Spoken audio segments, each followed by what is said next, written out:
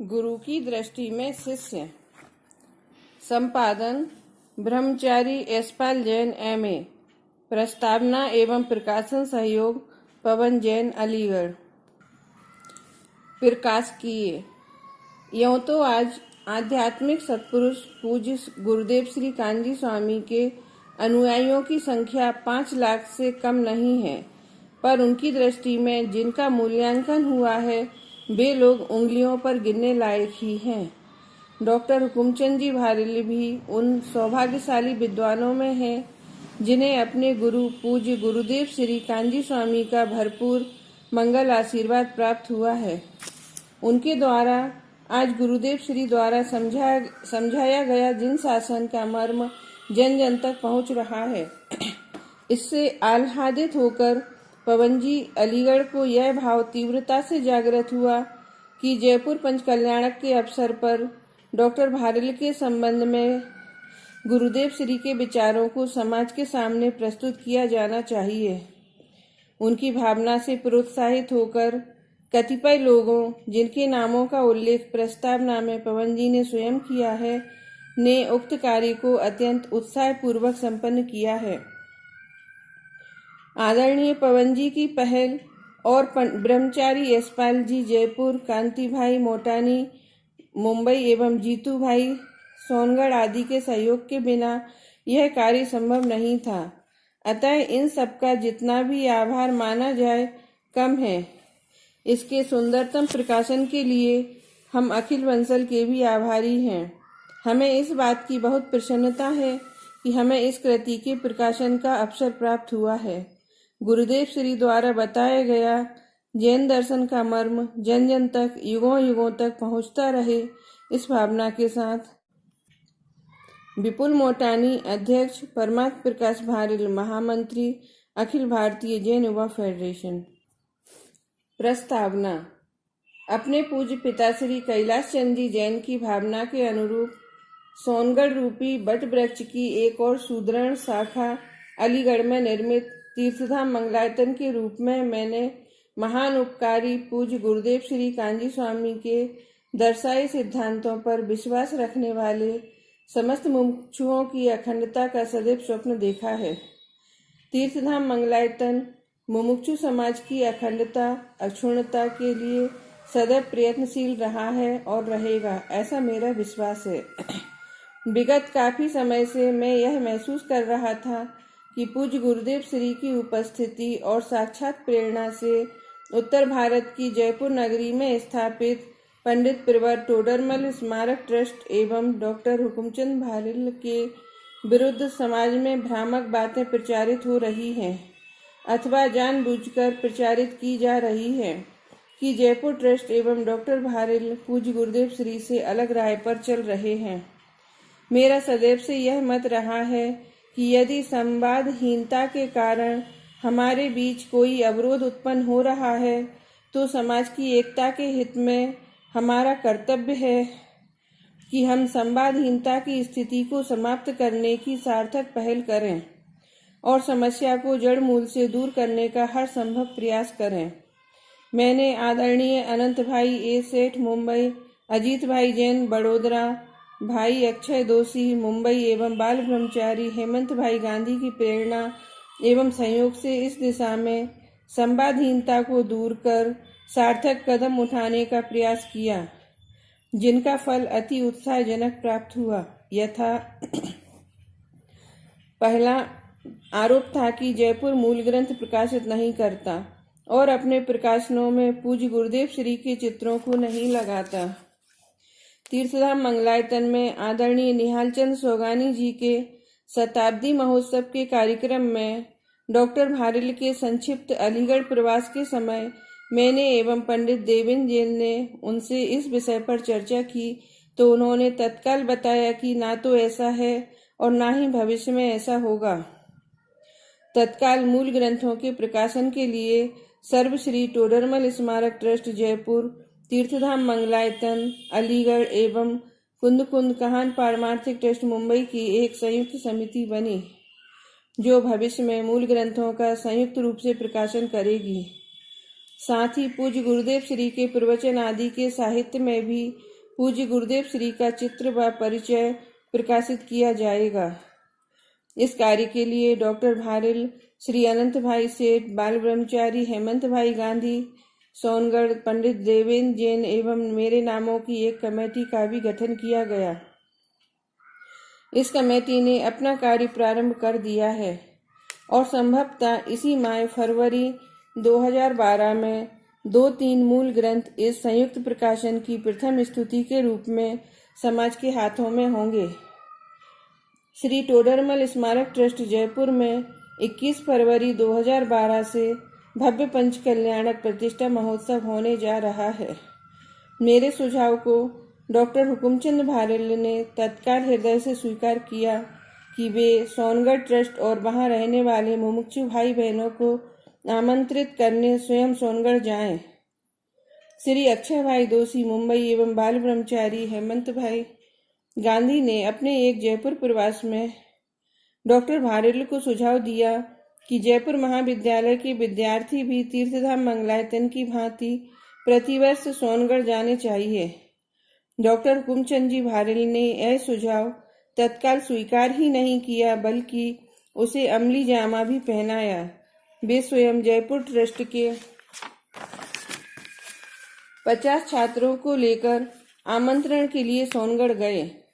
मैं स्वयं हितेन सेठ, अक्षय दोषी मुंबई, अजीत भाई जैन बड़ोदरा सहित सैकड़ों भाई बहनों की उपस्थिति में डॉक्टर भारिल ने 2 दिवसों तक सोनगढ़ में जयपुर पंचकल्याणक का आमंत्रण दिया। सोनगढ़ में ही डॉक्टर भारिल के साथ एक बैठक में श्री अक्षय दोषी व हितेन सेठ मुंबई ने मेरी उपस्थिति में यह सुझाव रखा कि श्री टोडरमल स्मारक ट्रस्ट जयपुर के मुख्य द्वार पर ट्रस्ट के नाम के ऊपर पूज्य गुरुदेव श्री कांजी स्वामी की प्रेरणा से निर्मित शब्द प्रमुखता से अंकित कराए जाएं। डॉक्टर भारिल ने इस सुझाव का न केवल हृदय से समर्थन किया बल्कि अगले दिन सोनगढ़ में अपने आमंत्रण के समय पूज्य गुरुदेव श्री के स्टैचू के सामने अपनी ओर से यह घोषणा भी कर दी कि यह कार्य पंचकल्याणक से पूर्व संपन्न हो जाएगा। सोनगढ़ में ही उसी सायं एक बैठक में श्री विपिन भाई बादर जामनगर, श्री अक्षय दोषी एवं हितेन भाई सेठ मुंबई द्वारा मेरी उपस्थिति में एक प्रस्ताव डॉक्टर भारिल के समक्ष रखा गया कि पंचकल्याणक से पूर्व श्री टोडरमल स्मारक ट्रस्ट में भी पूज्य गुरुदेव श्री एवं श्री टोडरमल जी का स्टैचू स्थापित कर दिया जाए। डॉक्टर भारिल ने तत्काल हम सभी को जयपुर आकर वो स्थान निर्धारित करने का सुझाव दिया जहां पूरी गरिमा के साथ इन स्टैचू को लगाया जा सके। निर्धारित तिथि पर मुंबई से श्री अक्षय दोषी व हितेन सेठ और अलीगढ़ से मैं जयपुर पहुंचे। जयपुर के विशाल सभागृह में हम तीनों ने जिस स्थान को सर्वाधिक उचित माना, डॉक्टर भारिल ने तत्काल स्वीकृति कर उसी समय शिल्पकार को बुलाकर स्टैचू का आदेश दे दिया। डॉक्टर भारिल ने बताया कि वे शीघ्र इस प्रस्ताव को अपने ट्रस्ट में भी पास करा लेंगे। लगभग 8-10 दिन बाद डॉक्टर भारिल ने मुझे फोन पर बताया कि जयपुर ट्रस्ट ने सभागृह में पूज्य गुरुदेव श्री व श्री टोडरमल जी के स्टैचू लगाने का प्रस्ताव पारित कर दिया है। पूज्य गुरुदेव श्री ने जिन्हें भगवती मात की उपमा से विभूषित किया था, वे बहन श्री चंपाबेन एक ऐसी नारी रत्न थी जो स्वयं कभी समाज में प्रगट रूप में नहीं आना चाहती थी, लेकिन पूज्य गुरुदेव श्री ने बहन श्री की अपने प्रवचनों के माध्यम से सैकड़ों बार उनका नाम लेकर उनकी वर्तमान स्थिति व भावी स्थिति का वर्णन कर हम सब पर महान उपकार किया। यदि पूज्य श्री अपने प्रवचनों में बहन श्री की इतनी महिमा नहीं करते तो आज मुमुक्षु समाज का एक बड़ा हिस्सा बहन श्री से ठीक से परिचित ही नहीं हो पाता। यही बात आदरणीय निहाल चंद जी सोगानी जी के संबंध में भी कही जा सकती है। पिछले कुछ माहों से पूज्य गुरुदेव श्री के अक्षरशः प्रवचनों के पढ़ते हुए ध्यान में आया कि पूज्य गुरुदेव श्री ने डॉक्टर हुकुमचंद जी भारिल सहित अनेक विद्वानों के संबंध में, जिनमें मेरे पूज्य पिता पंडित कैलाश चंद जी भी है, अपनी अमृत वाणी से समय समय पर उनके प्रति अपने भावों को प्रकट किया है। पूज्य गुरुदेव श्री ने किसी भी व्यक्ति या विद्वान का नाम बहुत ही सहज रूप से लिया है। उनके हृदय में उस व्यक्ति के प्रति स्नेह आशीर्वाद स्पष्ट झलकता है। डॉक्टर हुकुमचंद जी भारिल की कुछ पुस्तकों, जिनमें धर्म के 10 लक्षण क्रमबद्ध पर्याय मुख्य हैं, का उल्लेख करते हुए पूज्य गुरुदेव श्री सदैव डॉक्टर भारिल के क्षयोपम तर्कपूर्ण शैली, धर्म प्रभावना के उनके कार्य की भूरी भूरी प्रशंसा करते रहे हैं। पूज्य श्री ने धर्म प्रभावना के यज्ञ में सोनगढ़ के साथ साथ जयपुर की साझेदारी की भी अनेकों स्थलों पर खुलकर चर्चा की है। मैं किसी भी व्यक्ति विशेष की महिमा मंडन का कभी पक्षपाती नहीं रहा हूँ और अपने पूज्य पिता पंडित कैलाश चंद जी से मुझे निर्भीकता व स्पष्टवादिता विरासत में मिली है। इसके बावजूद यह मेरा डॉक्टर भारिल को व्यक्तिगत सुझाव था कि यदि वे प्रयास करके जयपुर पंचकल्याणक से पूर्व एक छोटी पुस्तिका, जिसमें उनके व टोडरमल स्मारक ट्रस्ट के प्रति गुरुदेव श्री के समय समय पर प्रकट उद्गारों का उल्लेख हो, प्रकाशित करा सके तो मुमुक्षु समाज की अनेकानेक भ्रांतियां स्वयं दूर हो जाएंगी।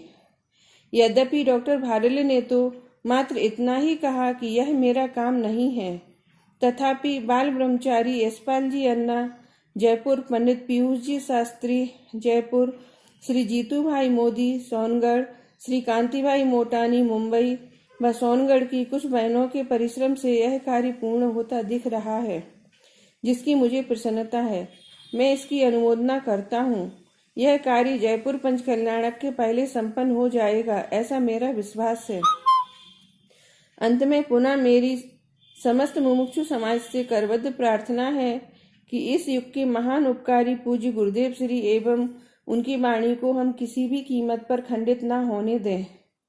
पूज्य गुरुदेव श्री की वाणी के लगभग 10,000 प्रवचन आज हमें सुलभ हैं। इस काल में यह सब हमारे भाग्य से हमें उपलब्ध है। हम आपसी किसी भी प्रकार की संवादहीनता छोड़कर आगे आए।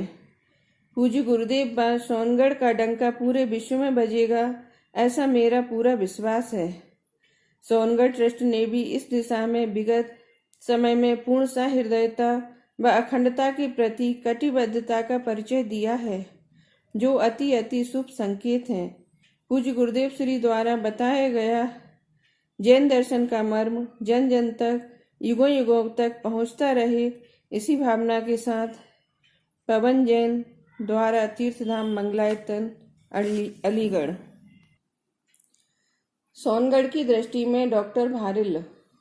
डॉक्टर हुकुमचंद भारिल द्वारा लिखित धर्म के 10 लक्षण नामक पुस्तक मूलतः हिंदी भाषा में पंडित टोडरमल स्मारक ट्रस्ट जयपुर से प्रकाशित हुई थी, किंतु उसका गुजराती अनुवाद दिगंबर जैन स्वाध्याय मंदिर ट्रस्ट सोनगढ़ से प्रकाशित हुआ।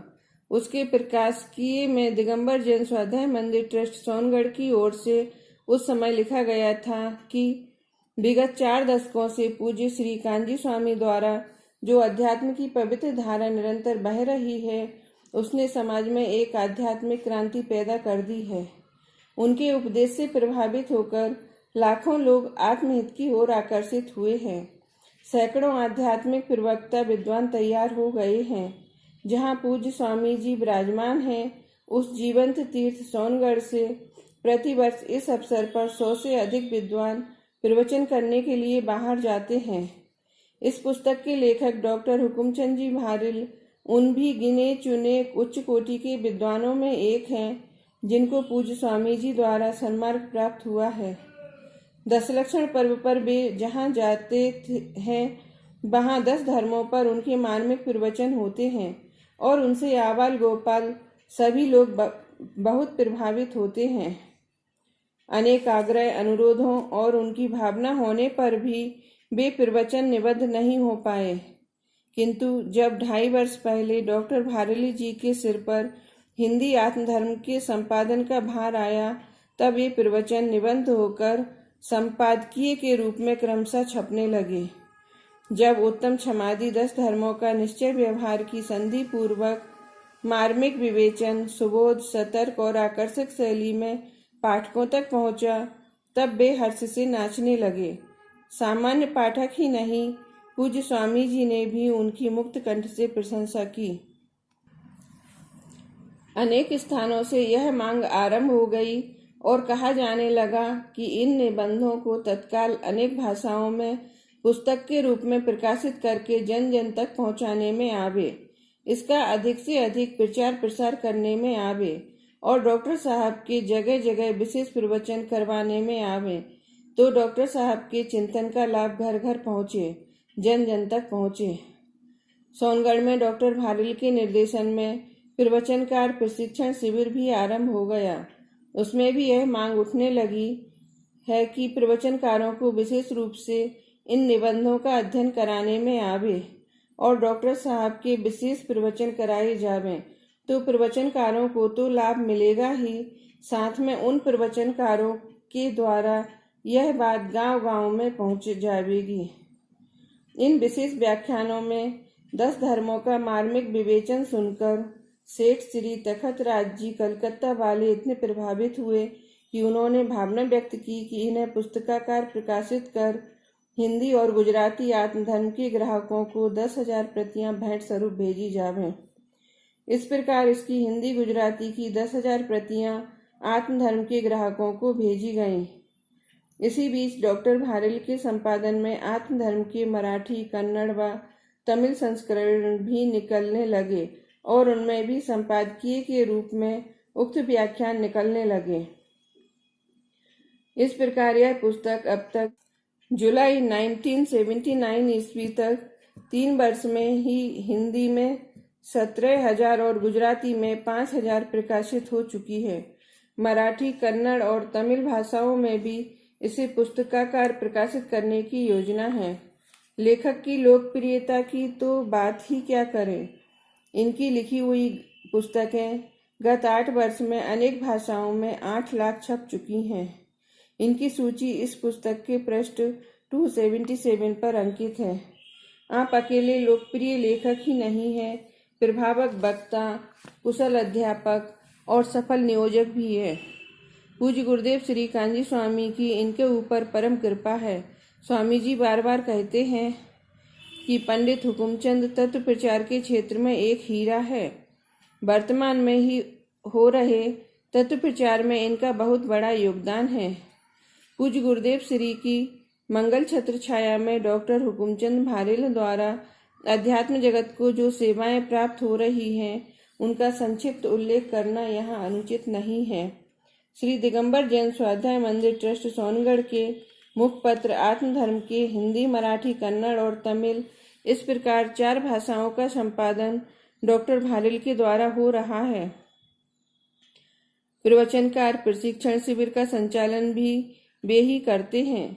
इन दोनों कार्यों से तत्व प्रचार होने में अभूतपूर्व गति मिली है। जयपुर में चलने वाले श्री टोडरमल दिगंबर जैन सिद्धांत महाविद्यालय के तो वे प्राण ही हैं। इस विद्यालय ने थोड़े समय में समाज में अभूतपूर्व प्रतिष्ठा प्राप्त की है। समाज को यह आशा बंध गई है कि इसके द्वारा मृत प्राय हो गई पंडित परंपरा को नवजीवन प्राप्त होगा। 3 वर्ष बाद यह महाविद्यालय प्रति वर्ष समाज को 12-13 शास्त्रीय विद्वान समाज को समर्पित करने में समर्थ हो जाएगा। इस समय इससे एक बढ़ी हुई प्रतिभा वाले 38 छात्र पढ़ रहे हैं। पंडित टोडरमल स्मारक ट्रस्ट द्वारा संचालित बीतराग विज्ञान विद्यापीठ परीक्षा बोर्ड में प्रति वर्ष 20,000 भाई बहन धार्मिक परीक्षा देते हैं। यह भी डॉक्टर साहब ही चलाते हैं। इसकी पाठ्य पुस्तकें भी नवीनतम शैली में डॉक्टर साहब ने ही लिखी हैं। इन पुस्तकों को पढ़ाने की शैली में प्रशिक्षित करने के लिए गर्मियों की छुट्टियों में प्रतिवर्ष या वर्ष में 2 बार प्रशिक्षण शिविर भी डॉक्टर साहब के मार्गदर्शन में चलते हैं, जिनमें वे स्वयं भी अध्यापकों को प्रशिक्षण देते हैं।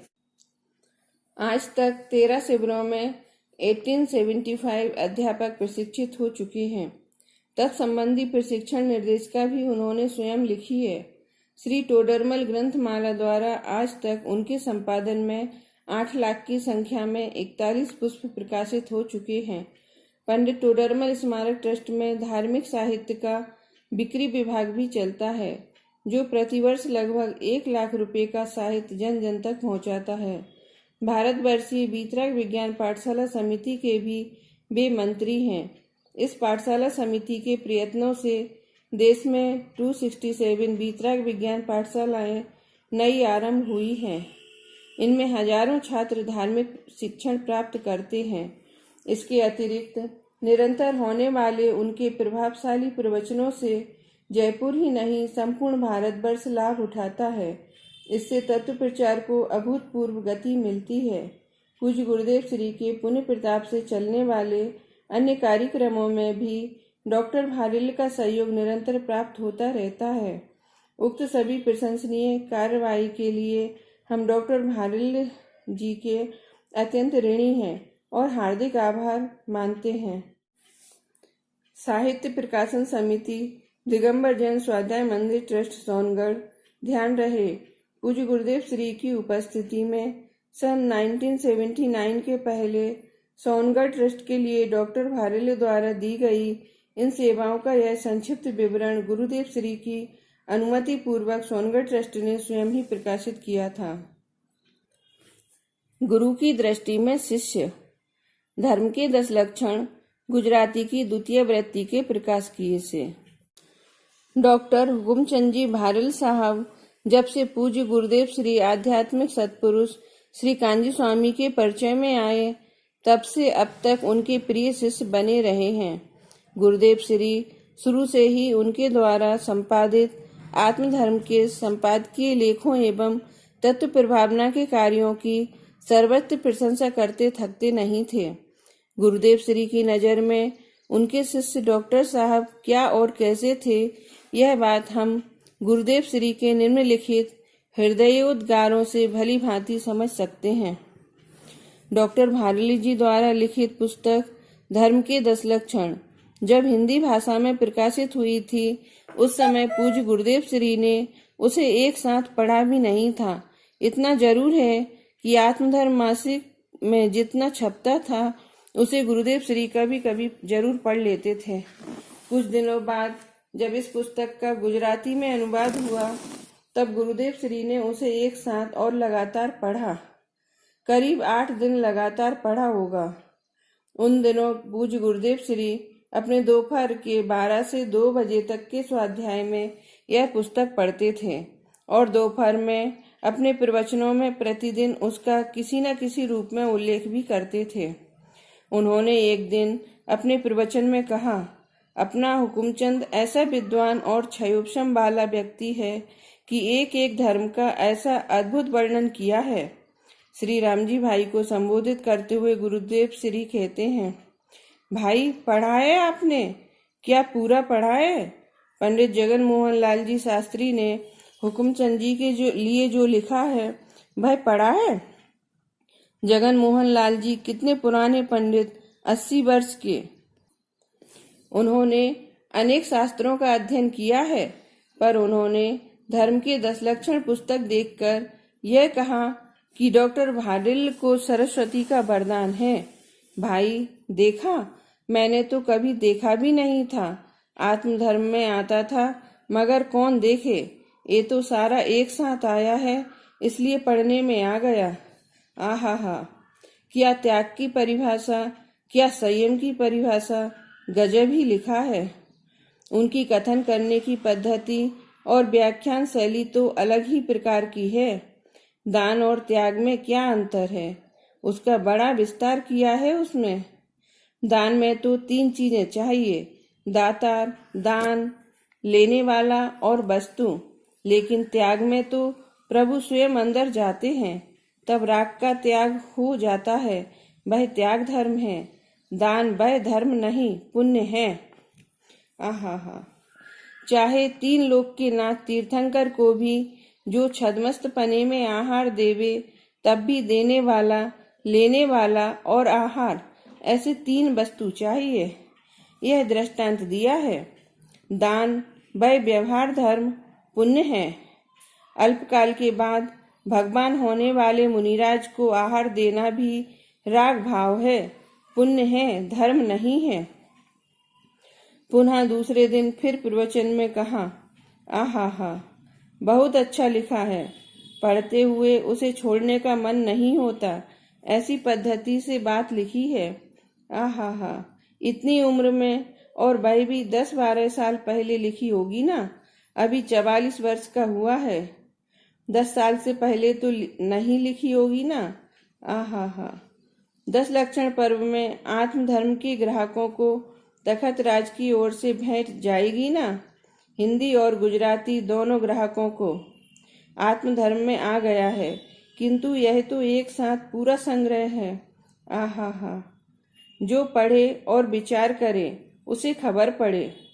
एक बात यहाँ रह गई है कि निश्चय दान भी एक दान है, संप्रदान, यह बात इसमें नहीं है। आत्मा में एक संप्रदान नाम का गुण है, जिसके कारण आत्मा निर्मल परिणति को स्वयं लेता है और स्वयं स्वयं को देता है। ये बात इसमें नहीं आई। हो सकता है ब्रह्मचर्य में देवें। भाई ने एक जगह लिखा है, एकाध प्रतिमा लेकर अपना संपूर्ण बोझ समाज पर डाल देता है, 2-4 प्रतिमा लेकर धर्मशाला में जम जाता है और अपेक्षा रखता है कि समाज को उसके भोजन आदि की व्यवस्था करना चाहिए। अगले दिन फिर प्रवचन में कहते हैं, पुस्तक में एक जगह तो ऐसा लिखा है कि बिना स्पर्शन इंद्रिय के जीव कभी भी रहा ही नहीं है। जीव एक इंद्रिय हो तो भी स्पर्शन इंद्रिय तो है ही। अनादि से स्पर्शन इंद्रिय के बिना तो रहा ही नहीं है। बाकी 4 इंद्रियां तो आती और जाती हैं। आहा हा, जीव स्पर्शन इंद्रिय से रहित हो जाए तो सिद्ध बन जाए।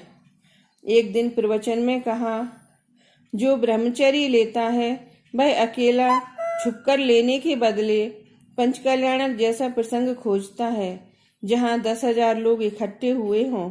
उस समय यदि ब्रह्मचर्य प्रतिज्ञा ले तो बहुत से जाने, अरे तुझे वह चिंता करनी है कि ब्रह्मचर्य से रहना है, फिर तूने छोड़ा भी क्या? एक स्पर्शन इंद्रिय की क्रिया विशेष मैथुन को, स्पर्शन इंद्रिय के दूसरे विषय ठंडा गरम आदि तो छोड़े भी नहीं। यह तो अपनी विशेषता बताने के लिए है। एक दिन प्रवचन में फिर कहा, समयसार की 38वीं गाथा में कहा है कि हम जो कहते हैं उसे सब जीव समझो और अनुभव करके आनंद को पाओ। ऐसा ही धर्म के 10 लक्षण पुस्तक में प्रत्येक धर्म के अंत में लिखा है कि हे जीवो, परमानंद को प्राप्त कर पूर्ण सुखी हो। ऐसा कहकर विराम लेता हूँ। ऐसा गजब लिखा है।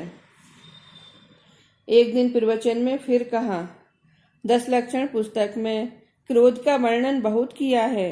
आहा हा, क्रोध करके यदि किसी ने दूसरे को थप्पड़ मारा तो वह काया की विकृति वाला है, और यदि गाली दे तो वचन की विकृति वाला है। एक दिन ब्रह्मचारी जीवराज जी महाराज के पास पूज्य गुरुदेव श्री दोपहर में गए थे। तब वे धर्म के 10 लक्षण पुस्तक पढ़ रहे थे। जीवराज जी महाराज ने पूज्य गुरुदेव श्री के सामने पुस्तक के संबंध में प्रमोद व्यक्त किया तो गुरुदेव श्री ने कहा, यह पुस्तक बहुत अच्छी है। एक बहन श्री का वचनामृत, दूसरी यह धर्म के 10 लक्षण पुस्तक काफी है और कुछ पढ़ने की आवश्यकता नहीं है। अपनी बात को आगे बढ़ाते हुए गुरुदेव श्री ने कहा, हुकुमचंद का क्षयोपशम बहुत है। शैली भी ऐसी है कि पढ़ने वाले को विषय गले उतर जाता है। इसमें सरल भाषा में प्रश्नोत्तर प्रस्तुत करते हुए 10 धर्मों का स्वरूप स्पष्ट किया है। एक पंडित जी 10 लक्षण पर्व में मुंबई व्याख्यान के लिए गए थे। 10 दिन बाद जब वे सोनगढ़ आए तब स्वामी जी ने पूछा, स्वाध्याय में क्या लेते थे? उन्होंने कहा, समयसार। आरंभ में 10 मिनट आपके लिखे 10 धर्म का वर्णन। तब गुरुदेव श्री ने पूछा, हुकुमचंद जी की लिखी धर्म के 10 लक्षण पुस्तक पढ़ी? अब की बार 10 लक्षण पर्व में वह पढ़ना। पूज्य गुरुदेव श्री को यह पुस्तक इतनी अच्छी लगी कि उन दिनों जो भी व्यक्ति उनके पास आता सभी से इस पुस्तक को पढ़ने की प्रेरणा देते थे। इस प्रकार लगातार 2 महीनों तक पंडित जी दिल भर के प्रशंसा की और 2 मास के बाद जब दीपावली पर जब पंडित जी गुरुदेव श्री से मिलने सोनगढ़ आए तब का दृश्य अभी भी आंखों में वैसा का वैसा समाया है। जो भाग्यशाली उस सभा में हाजिर रहा होगा उसे इस सब पुण्य स्मरण होगा ही। किसी ने पूज्य गुरुदेव श्री के कमरे में जाकर कहा, जयपुर से पंडित जी डॉक्टर साहब आए हुए हैं। तब पूज्य गुरुदेव श्री ने तुरंत कहा, कहाँ हैं, अंदर बुलाओ। पंडित जी और उनके बड़े भाई रतन चंद जी दर्शन के लिए अंदर गए तो डॉक्टर भारली जी का हाथ पकड़कर पूज्य गुरुदेव श्री ने कहा, आपने यह कैसी सुंदर पुस्तक लिखी है, ऐसी तो मैं भी नहीं लिख सकता। पश्चात उसी समय पास में खड़े मुमुक्षु भाई से बोले, लाइए बादाम लाइए, और हाथ में ना समा सकें उतने बादाम डॉक्टर भारिल और उनके भाई रतन चंद जी को देते हुए कहा, आपके भाई ने कमाल कर दिया है। 10 मिनट बाद गुरुदेव श्री सभा में आए। मांगलिक सुनाया। बेस्ता वर्ष का दिन था।